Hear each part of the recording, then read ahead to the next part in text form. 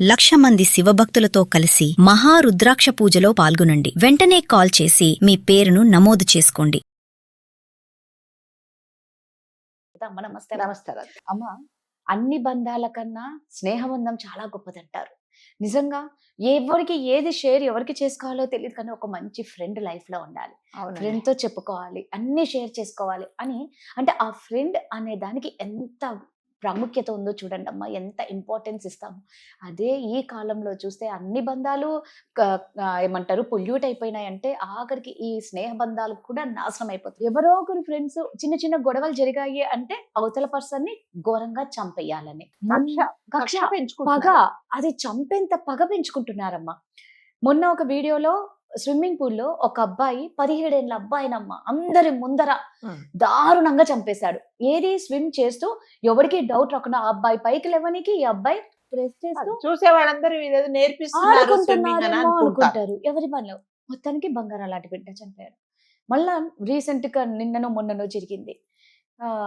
ఇలాగే గొడవలు వచ్చేసి మేకను ఎలా కోస్తారు అనేమో అదే అడిగాడు. అది ఒక అంటే ఈ బక్రీద్ కదా రా అని చెప్పి పిలిచారు. అదే అంటే ఇది వరకే ఆ ఫ్రెండ్స్ మధ్యలో ఏదో చిన్న గొడవలు జరిగాయి. సో గొడవలు జరిగిన తర్వాత ఇంకా అంటే కొంతమంది మెంటాలిటీ రాదు గారు, ఫ్రెండ్స్ మధ్యలో కొంతమంది సర్దుకుపోతారు, ఏముందిలే మనం ఫ్రెండ్స్ కదా వాడేదో అన్నాడని. కొంతమంది ఆ కక్షలు మనసులో పెట్టుకొని ఎప్పుడు ఆపర్చునిటీ కోసం వెయిట్ చేసి ఎప్పుడు అవకాశం దొరికితే వాళ్ళని మట్టు పెట్టడానికి ట్రై చేస్తుంది, మట్టు పెట్టడానికి అంతే. ఇప్పుడు ఈ విషయంలో కూడా జరిగింది ఏంటంటే ఈ ఫ్రెండ్స్ మధ్యలో ఏదో చిన్న గొడవ జరిగింది, తర్వాత అంత సద్దు అణిగింది.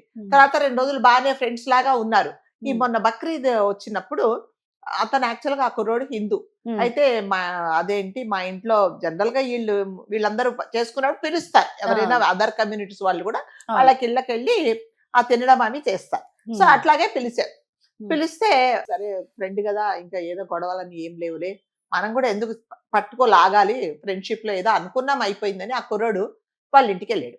వెళ్తే వాళ్ళు జనరల్ గా ఇవి మేకలు కోస్తారట ఆ రోజు. అయితే అడిగాడట, నీకు మేకలను ఎలా కోస్తారో తెలుసా అంటే నాకు తెలీదు అని అన్నాడట ఆ కుర్రోడు ఫ్రెండ్. అంటే ఇలా కోస్తారని ఈ మేకని ఎలా చంపుతారో అలా పొడిచి చంపేశారండి అబ్బాయిని. గొడవ లేదు, గొడవలన్నీ అయిపోయినాయి.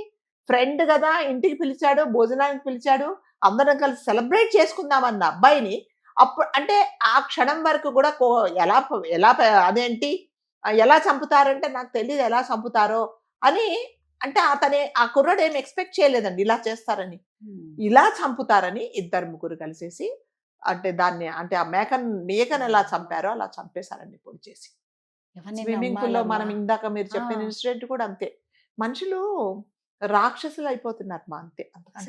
మనుషులు మానవత్వం లేదు, ఏమీ లేదు, మంచి లేదు. చెప్పాను కదా ఇది వరకు చెప్పినట్టుగా, నాకు కావాల్సింది జరగాలి అంటే నేను ఎవరిని ఏ రకంగా డామేజ్ చేయడానికి కూడా రెడీగా ఉంటా అంతే. దాని కాన్సిక్వెన్సెస్ ఏముంటాయి అనేది ఆలోచించుకోవట్లా. ఇప్పుడు నేను చెప్పిన మాట మీరు వినలేదు, మిమ్మల్ని ఎలా బాధ పెట్టాలి, మిమ్మల్ని ఎలా ఈ ప్రపంచంలో లేకుండా చెయ్యాలి అనేది ఒకటే అక్కడ. మళ్ళీ దాని తర్వాత చాలా ఉంటాయి కథలు. నేను వెళ్ళి మనము జైల్లో కూర్చుంటాము, దీనివల్ల పనిష్మెంటే ఉంటుంది తప్ప నేను లైఫ్ ఎంజాయ్ చేయలేను అని ఎవరు అనుకోవట్లేదు. పోనీ ఇన్ని కనిపిస్తున్నాయి కళ్ళెదుటగా, అన్ని మీరు అన్నట్టు గత వీడియోలో కూడా అన్ని సాక్ష్యాలు ఉంటాయి, కానీ అమాయక ప్రజలు బలవుతూనే ఉంటారు. ఇలాంటి రాక్షసులు ఏమో అనొద్దు కానీ అలా వాళ్ళను మేపుతూ చక్కగా జైల్లో ఉంటూ మళ్ళా బెయిల్ వస్తది, మళ్ళా బయటకు వస్తారు. ఇంతే. వాడు బయటకు వచ్చిన తర్వాత ఈ మధ్య నేను విన్నానండి, బయటకు వచ్చిన తర్వాత అంటున్నారు నేను జైలుకి వెళ్ళొచ్చా తెలుసా నీకు కదా, నాకు అవార్డు వచ్చింది తెలుసా, నేను చేసిన పనికి నాకు ఒక గుర్తింపు వచ్చింది తెలుసా అని ఎలా అంటారో. జైలుకి వచ్చా, నేను జైలు నుంచి వచ్చానంటే జనాలు భయపడిపోతున్నారు అన్నమాట.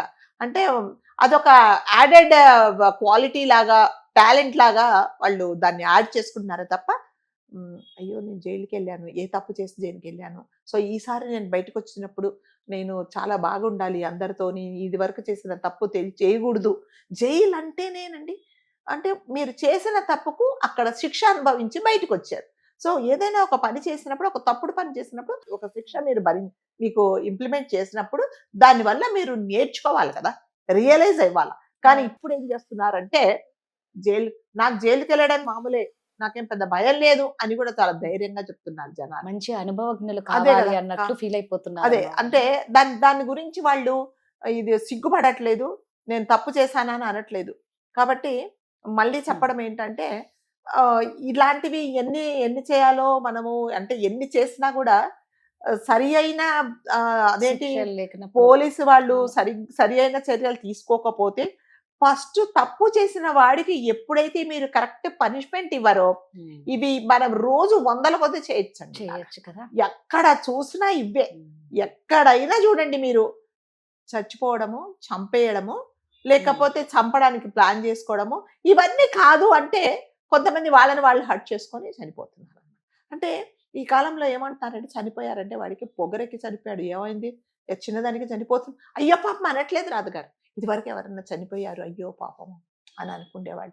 అంటే చిన్నవాటికే, చిన్న వాటికే చనిపో. ప్రాణము అంటే ఒక విలువైంది. ఈ ప్రాణము, ఈ ప్రపంచంలో విలువైంది ఏంటి అంటే మన ప్రాణము అనేది ఎవ్వరు అనుకోవట్లేదు కూడా. ఇది ఫ్రెండ్స్ ఇలా ఉంటే అమ్మా ఇంకా ఏ విధంగా అసలు ఎవరిని నమ్మి ఏదైనా గొడవ జరిగింది అంటే ఇంక చంపేస్తాడేమో అన్న భయంతోనే బతకాల్సిన రోజులేమో అనిపిస్తుంది. అంతేనండి. అంటే మగ పిల్లలు అలా తయారవుతున్నారు ఈక్వల్ గా. ప్రతి ఒక్కరు వాళ్ళు వీళ్ళు ఈక్వల్ గా తయారైపోయారు. ఎవ్వరు తక్కువ లేరండి. ఎవరిని ఎప్పుడు ఎలా హర్ట్ చెయ్యాలని చూస్తున్నారు. మళ్ళీ చెప్తున్నా, నాకు కావాల్సింది నాకు దొరకాలి అంతే, నా ఆనందమే నాకు, మిగతా వాళ్ళు ఎటైనా పోని నాకు సంబంధం లేదు. దానికోసం నేను ఎటువంటి నీచాతి నీచమైన పని కూడా చేయడానికి కూడా రెడీగా ఉన్న వాళ్ళే ఈ కాలము కొంతమంది యువతి యువకులు. అంతే. ఇంక దీనికి ఇంతకంటే పెద్ద ఎక్స్ప్లెనేషన్ ఏం లేదండి. లేదు అంతే. ఎవరికి వాళ్ళు మనం ఎంత జాగ్రత్తగా ఉన్నా జరగాల్సిన ఘోరాలు జరుగుతూనే ఉన్నాయి.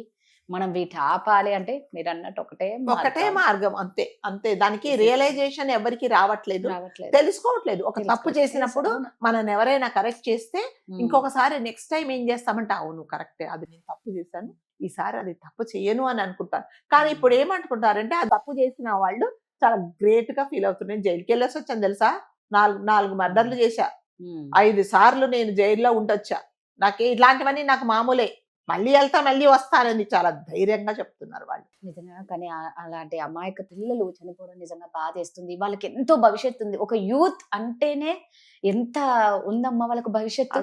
అలాంటిది మీరే చిన్న గొడవలకి పడి మిమ్మల్ని మీరే నాశనం చేసుకుంటే ఇంకా ఇండియాలో ఏమవుతుంది? కాదు, ఒక క్రైమ్, ఒక నేరం జరిగినప్పుడు జనరల్ గా పోలీస్ వాళ్ళు ఏమి సాక్ష్యాలు ఉండాలి అంటారు కదా. ఇప్పుడు మీరు ఇదివరకు చెప్పిన వీడియోలో వాడిని నేలకేసి కొట్టింది సాక్ష్యం ఉంది, అందరూ చూశారు. స్విమ్మింగ్ పూల్ లో ముంచి చంపాడు, వాడు హెల్ప్ అన్నా చేయలేదు. వాడిని ఇంటికి పిలిచేసి ఇదిగో గొర్రెనో మేకనో ఇలా చంపుతారని చూపించాడు. మీకు అన్ని ఎవిడెన్స్లు కనిపిస్తున్నాయి. ఇంకా దాంట్లో ఇప్పుడు ఏమంటారంటే అతని పరిస్థితి ఎలా ఉందో, ఎలా ఉందో, మరి అసలు వీడి నేర చరిత్ర ఏంటి, వీడు ఇంతకు ముందు ఇలా చేశాడా అనేటప్పుడు పుణ్యకాలం గడిచిపోద్ది. ఆ పుణ్యకాలంలో ఒక 100 మంది మళ్ళీ చేసేసి ఇంకేముంది. అంతే. కాబట్టి దీనికి చట్టాలలో కంపల్సరీగా మార్పు రావాలండి. రాకపోతే మాత్రం మనము రోజు 4-5 వీడియోలు ఇవే జరుగుతాయి. తెలిసి మనకు తెలియనివి ఎన్ని ఉన్నాయో తెలియదు. Thank you.